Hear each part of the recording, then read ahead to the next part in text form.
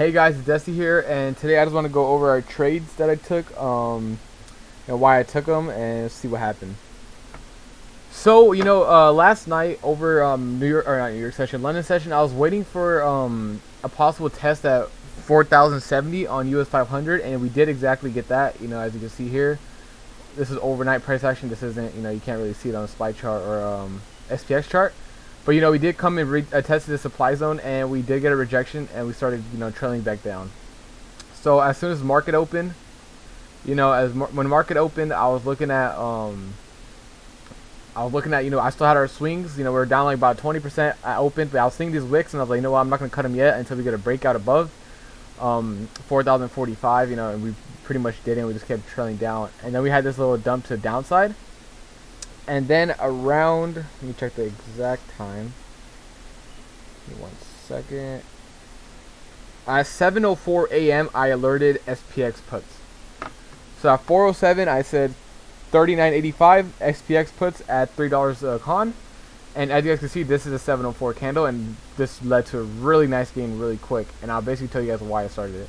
So we did get this breakdown under 40 I was looking for, and I didn't catch this move down, but we started flagging right here.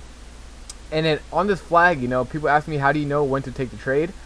So at first I was just waiting. Buyers and sellers in the tape weren't too active, and then once I always want to, like, when I'm in a flag trade, right, I always want to take it at the top trend instead of the bottom trend, because there's a better risk to reward here.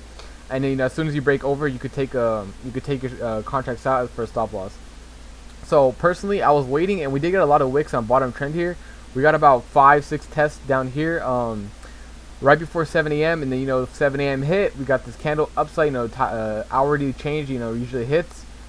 And then we got this 21 EMA test on the one. I was telling everyone else, I'm looking for an upper trend test and what the 21 EMA is. And this is how I knew when to take puts. So we did get this wick off the 21 EMA, and then this candle right here opened pretty low, and we pushed up. This would have been the breakout candle if buyers did want to break out the flag to the upside. So this is what I was looking for. I was like, this candle rejects and the next candle opens up red and starts knifing under the EMAs. I'm going to take puts. So about halfway through this candle, I was like, you know what? I'm entering SPX puts here. And yeah, the rest is history.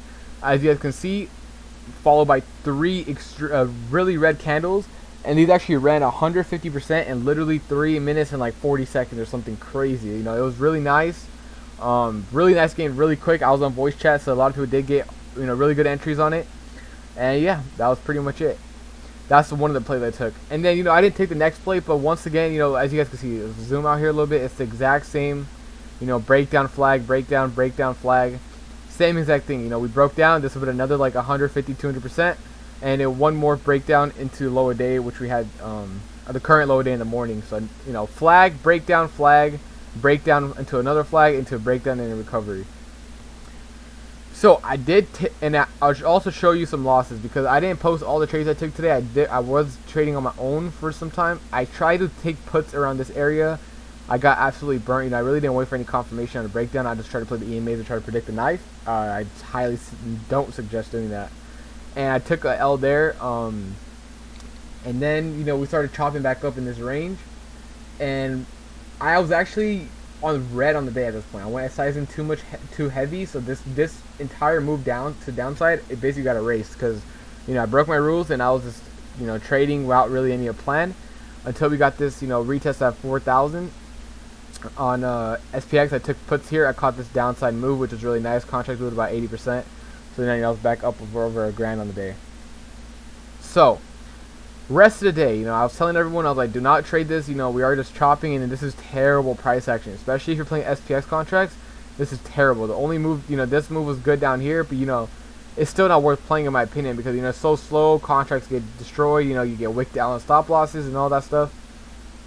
And pretty much rest of the day we were just chopping. Just between this zone, 39.68, 39.63. That was the low of the day today. I have my demand zone here, my supply zone up here. And then I alerted the swings on Twitter. Very simple, we came up, we bounced off the demand zone I had here, and then we started pushing back up to this 4,000 level on SPX or US 500, and we were getting rejections.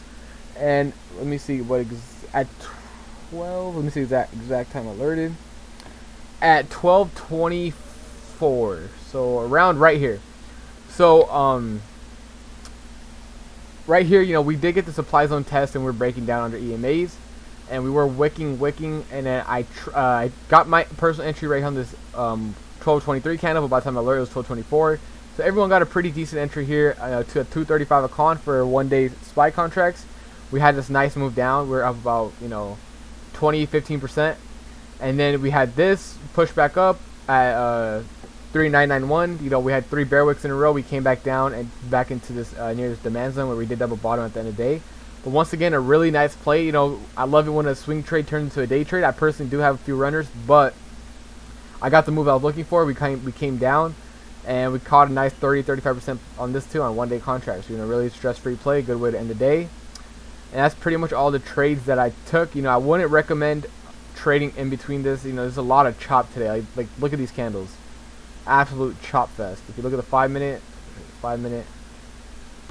chop. Look at these wicks, all chop. Cons are getting destroyed. You know, and then you're getting your bag holding, hoping for your play to go your way. And that's where I made the tweet. I was like, you know, if you're trading this, you're gambling. I was guilty of it because I did try to trade this. I learned my lesson. And you know, overall, pretty good day again today. You know, hit my daily goal. So that's pretty much it for the trade recaps. You know, the main thing you want to take away is, you know, flag, you know, breakdown into this flag channel, another breakdown into another flag, into another breakdown, one more little flag here, and that was pretty much it. You know, I recommended. You know, I was like, if you caught this move for today, stop trading. It's not worth anything else. And we have some really nice price action in the morning, followed by some chop, and then we picked it up. Pretty decent price action towards the end of the day. Took the supply zone rejection for the 1 DTEs, and we caught a nice move on the swings. And also, I did have my other swings as well from the day before, from Monday. You know, Monday close swings. So those paid about 50%. Like I said, those are down 20% at open. We did get the nice move down. I was up about 50%. They did run over 150, but personally I didn't hold. I fully scaled that at 50%.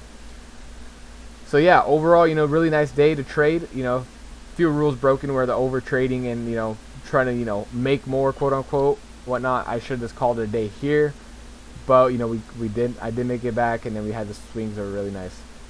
So that's pretty much it. You know, there's simple patterns into a breakdown, and yeah. Until next time, I'll talk to you guys.